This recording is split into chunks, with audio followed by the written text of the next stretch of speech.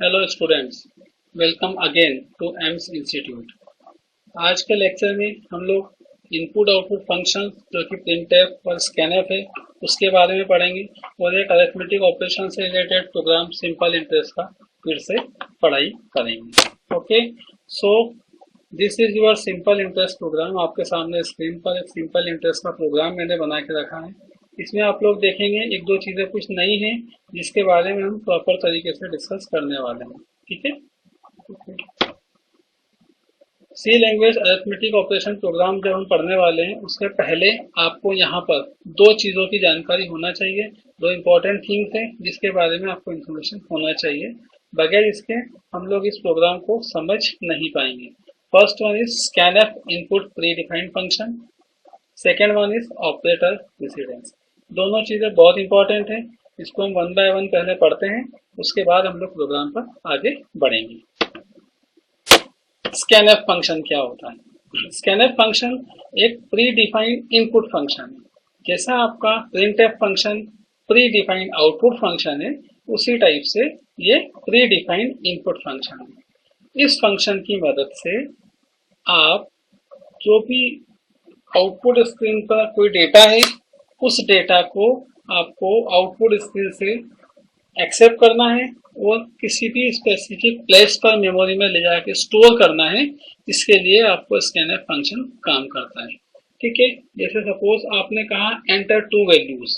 अब जब enter to values आपके सामने आता है और आप दोनों वैल्यूज को एंटर करते हैं, उस केस में क्या होगा, स्कैनफ फंक्शन क्या करेगा, वहां से दोनों वैल्यूज को उठाएगा, रीड करेगा, एक्सेस करेगा, पैच करेगा, कोई भी वर्ड आप यूज कर सकते हैं अपनी लैंग्वेज में। वहां से स्क्रीन से दोनों वैल्यूज को एक्सेप्ट करेगा और उसे उन स्पेसिफिक वेरिएबल में जाके स्टोर करेगा जिसके लिए कि वो एसोसिएटेड है। अभी आपको थोड़ा सा और क्लियर होगा जब हम आगे पढ़ाई करेंगे।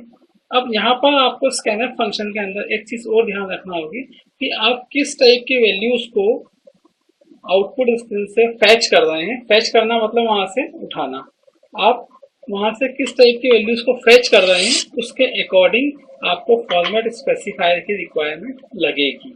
ठीक है, मैं आपको और अच्छे से क्लियर करता हूँ। आप लोग एग्जांपल में देखेंगे, नीचे आपको दिख रहा है प्रिंट एफ एंटर 3 वैल्यूज। अब इसका मीनिंग क्या हुआ कि आपको आउटपुट स्क्रीन पर एंटर 3 वैल्यूज लिखा हुआ आ रहा है।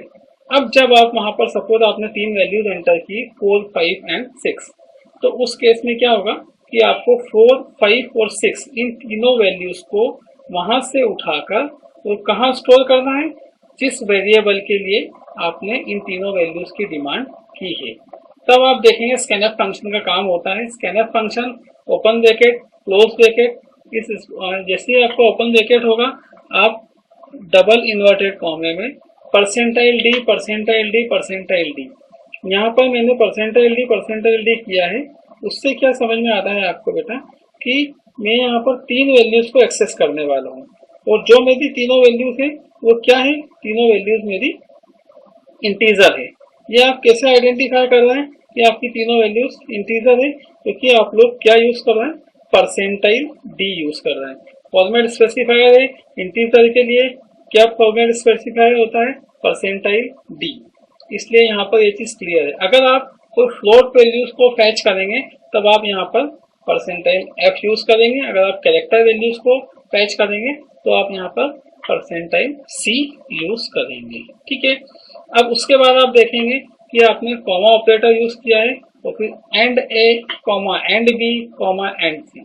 इसका मीनिंग है कि जो पहली वैल्यू आपने वहां से फैच की है वो आप ए के एड्रेस पर स्टोर करेगा, कौन, स्कैनफ फंक्शन।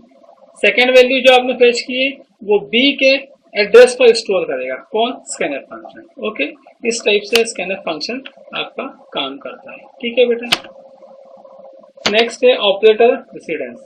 ऑपरेटर प्रेसिडेंस का मीनिंग ये होता है कि आपको सपोज एक कोई सिंगल एक्सप्रेशन दी है, उस एक्सप्रेशन में आपको 4 या 5 ऑपरेटर्स आए हैं, तब आप plus minus multiplication division parenthesis module mode operator जो ऑपरेटर्स आए हैं, अब उन ऑपरेटर्स में से सबसे पहले क्या सॉल्व होगा, ये होती है ऑपरेटर प्रेसिडेंस। नॉर्मली हम लोग उसको बोर्ड मास रूल बोलते हैं मैथमेटिक्स में। ठीक है, तो आपके सामने समझ में आ रहा होगा, एक टेबल बनी है, इसमें कैटेगरी, ऑपरेटर और एसोसिएटिविटी, तीन चीज आपको शो हो रही है। ठीक है, तब आपको यहाँ पर कैटेगरी में आप देखेंगे पोस्टफिक्स मैंने लिखा है, जिसको कि आप पैरेंथेसिस बोलेंगे। पैरेंथेसिस में स्मॉल ब्रैकेट और बड़ा ब्रैकेट दिया हुआ है, इसकी सबसे पहली प्रायोरिटी होती है। ठीक है, और एसोसिएटिविटी का मीनिंग होता है ये लेफ्ट टू राइट चलेगा या राइट टू लेफ्ट चलेगा। तो यहाँ पर जितने भी बेसिक ऑपरेटर्स हैं जो कि आपको मैक्सिमम यूज आने वाले हैं ऑपरेटर प्रेसिडेंस, मैंने आपको यहाँ पर बेसिक बेसिक अभी दिखाए हैं, तो ये बहुत ज्यादा में भी आपको कंफ्यूज हो जाएंगे। तो यहाँ पर सभी की एसोसिएटिविटी लेफ्ट टू राइट ही है। तो फर्स्ट अपनी लैंग्वेज में, जनरल लैंग्वेज में अगर हम लोग बात करें तो पहली प्रायोरिटी पैरेंथेसिस की होगी, स्मॉल या बिग, और जब ये दोनों पैरेंथेसिस एक साथ आएंगे तब इसमें जो लेफ्ट टू राइट चलेंगे और जो पहला पैरेंथेसिस आएगा चाहे वो स्मॉल होगा चाहे वो बिग होगा उसको सॉल्व किया जाएगा। सेकेंड वन है मल्टीप्लीकेशन और डिवीजन। मल्टीप्लीकेशन, डिवीजन और मॉड ऑपरेटर, ये तीन ऑपरेटर्स हैं जिनकी की एसोसिएटिविटी लेफ्ट टू राइट है। ये तीनों अगर एक साथ आते हैं तब आप लेफ्ट टू राइट चलेंगे और जो पहले आएगा उसे आप सबसे पहले सॉल्व करेंगे। उसके बाद में है एडिटिव। एडिटिव में आपको प्लस और माइनस रहेंगे, इसकी भी एसोसिएटिविटी लेफ्ट टू राइट है। और उसके बाद में आता है इक्वलिटी। इक्वलिटी में आपका इक्वल्स टू आएगा, असाइनमेंट आएगा और नॉट। ठीक है, तो ये इस टाइप के ऑपरेटर प्रेसिडेंस आपको आगे प्रोग्राम में यूज करना रहेंगे। Okay, next is variable declaration.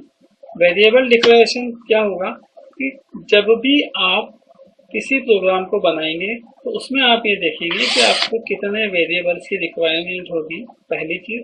दूसरी चीज कि जो भी वेरिएबल आप यूज करने वाले हैं उन वेरिएबल्स के लिए किस टाइप का डेटा टाइप आप उपयोग करेंगे, किस टाइप का डेटा टाइप आपका रहेगा। यहाँ पर जो मेरा सिंपल इंटरेस्ट का प्रोग्राम है उसमें मैंने 4 वेरिएबल्स की रिक्वायरमेंट है। 2 वेरिएबल्स मुझे इंटीजर लगेंगे, प्रिंसिपल और टाइम, जिसको मैंने POT से डिनोट किया है, और 2 वेरिएबल मुझे फ्लोट लगेंगे, R और SI, जो कि रेट ऑफ इंटरेस्ट है और सिंपल इंटरेस्ट है। ठीक है, प्रोग्राम की नेक्स्ट लाइन है enter the value of PRNT। Simple है, आप लोग अच्छे से जानते हैं, प्रिंटफ फंक्शन है, आउटपुट फंक्शन है, प्री डिफाइंड फंक्शन है। प्री डिफाइंड फंक्शन की क्या प्रॉपर्टी होती है, डबल कोट्स में जो भी लिखा है वो आउटपुट स्क्रीन पर प्रिंट होगा, हम कई बार देख चुके हैं।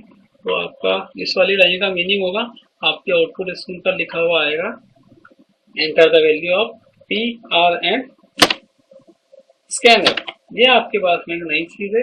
और स्कैनफ का मीनिंग होता है, मैंने पहले भी आपको बताया अभी, प्री डिफाइंड इनपुट फंक्शन। ठीक है, और इस प्री डिफाइंड इनपुट फंक्शन की डेफिनेशन stdio हेडर फाइल में स्टोर्ड है, जैसा कि प्रिंटफ की भी है। ठीक है, उसके बाद डबल इन्वर्टेड कॉमा में हमने यूज किया है %d, %f और %d। %d पहला इंटीजर है इसलिए आपने %d यूज किया है। सेकंड है फ्लोट, रेट ऑफ इंटरेस्ट, इसलिए आपने %f यूज किया है। और तीसरा है टाइम, वो भी इंटीजर है इसलिए आपने %d यूज किया है। ओके, नेक्स्ट है एंड। इस एंड का मीनिंग होता है एड्रेस ऑफ। एड्रेस ऑफ का मीनिंग क्या है कि आपका जब भी आप कोई वेरिएबल डिक्लेयर करते हैं उस टाइम पर मेमोरी में उस वेरिएबल के लिए प्रॉपर प्लेस डिफाइन हो जाता है और मेमोरी में हर प्लेस के लिए एक एड्रेस होता है। जैसे आपका हमारा सभी का घर है, उस घर का एक एड्रेस होता है, उसी टाइप से मेमोरी बहुत बड़ी होती है बट मेमोरी में आपका वेरिएबल कहाँ पर स्टोर होगा उसके लिए एड्रेस होता है, एक लोकेशन होती है जिससे कि आप उस स्पेसिफिक वेरिएबल को फैच कर पाते हैं, रीड कर पाते हैं। ठीक है, तो यहाँ पर इस एंड का मतलब होता है एड्रेस ऑफ, तो इसे आप रीड ऐसे ही करेंगे एड्रेस ऑफ। उसके बाद आगे लिखा है address of P, address of R, address of T। 3 values हैं, पहली इंटीजर, दूसरी फ्लोट और तीसरी फिर इंटीजर। तो उसी के अकॉर्डिंग प्रिंसिपल, रेट और टाइम के तीनों के एड्रेस पर एक एक वैल्यू वहां से स्कैनर फंक्शन फैच करेगा और जाके इन तीनों के एड्रेस पर जाके स्टोर कर देगा। ठीक है, नेक्स्ट लाइन आपको बहुत अच्छे से पता है, simple interest SI assign P into R into T upon 100। यहाँ पर चूंकि पैरेंथेसिस आया है तो सबसे पहली प्रायोरिटी पैरेंथेसिस की होगी।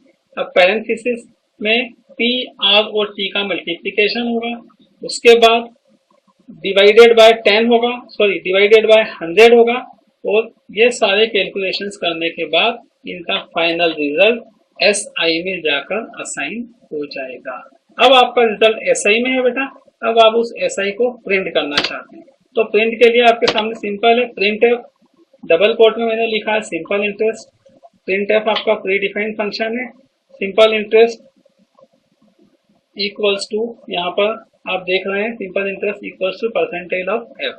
तो प्रिंट एफ में जो डबल कोट्स में लिखा है सिंपल इंटरेस्ट और इक्वल्स टू, तो एज इट इज प्रिंट होगा। और यहाँ पर परसेंटाइल एफ क्या है, परसेंटाइल एफ फॉर्मेट स्पेसिफायर है जो कि नॉन प्रिंटेबल कैरेक्टर है। अब यहाँ पर परसेंटाइल एफ प्रिंट नहीं होगा, परसेंटाइल एफ को रिप्लेस करेगा कोई वेरिएबल की वैल्यू। जब भी आपको किसी भी वेरिएबल की वैल्यू को प्रिंट करना होगा तब आप उस वेरिएबल के लिए पहले फॉर्मेट स्पेसिफायर लगाएंगे, उसके डेटा टाइप के अकॉर्डिंग। यहाँ पर एसआई आपको प्रिंट करना है और एसआई का डेटा टाइप फ्लोट है, इसलिए आप यहाँ पर परसेंटाइल ऑफ एफ यूज करेंगे। बाद में आप देखेंगे कॉमा लगा के आपने एसआई लिखा है, कॉमा ऑपरेटर के बाद जो भी वेरिएबल आप लिखेंगे उसकी वैल्यू ये प्रिंटफ फंक्शन परसेंटाइल एफ की जगह प्रिंट कर देगा। ठीक है, अगर आपने यहाँ पर एसआई की जगह पी लिखा है तो वो पी की वैल्यू प्रिंट कर देगा, आर लिखोगे तो आर की वैल्यू प्रिंट कर देगा, टी लिखोगे तो टी की वैल्यू प्रिंट कर देगा। बट हमारा कैलकुलेशन जो हुआ है लास्ट वाली स्लाइड में, जैसे कि हमने देखा, आप लोग देख रहे हैं कि यहाँ पर पूरा कैलकुलेशन करने के बाद फाइनल वैल्यू आपने कहाँ स्टोर की है, एसआई में।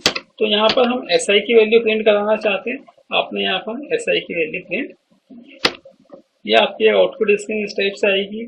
आपसे पूछा जाएगा enter the value of P R and T. Suppose आपने पी की वैल्यू एंटर की 1000, आर की वैल्यू एंटर की 2.3 और टी की वैल्यू एंटर की 3, तो आपका जो आउटपुट आएगा सिंपल इंटरेस्ट असाइन 69.0000। यहाँ पर पॉइंट के बाद 0000 इसलिए शो कर रहा है क्योंकि आपने सिंपल इंटरेस्ट का वेरिएबल फ्लोट लिया है।